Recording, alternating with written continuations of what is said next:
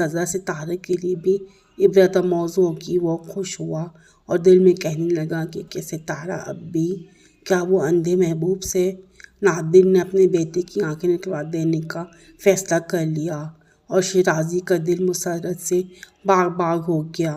وہ انتہائی مکاری اور یاری سے اپنے منصوبے کام میں لا رہی تھی اور اب وہ بدنصیب شہزادے کی ماں کے پاس گئی، اس سے بہت ہمدردی ظاہر کی اور بولی، افسوس میں اب کچھ نہیں کر سکتی، بادشاہ پر اب میرا کوئی اثر نہیں رہا ہے۔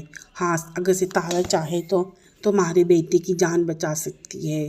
ان الفاظ نے غمزدہ ماں کی ڈھارس بندھائی اور وہ فوراً روتی ہوئی ستارہ کے پاس پہنچی اور اس سے کہنے لگی، خدا کے لیے میرے لال کی جان بچا لیجیے۔ ستارہ نے اس کی باتیں بڑے غور اور ہمدردی سے سنی اور کہنے لگی کہ اگرچہ مجھے امید نہیں کہ بادشاہ میری درخواست مانے،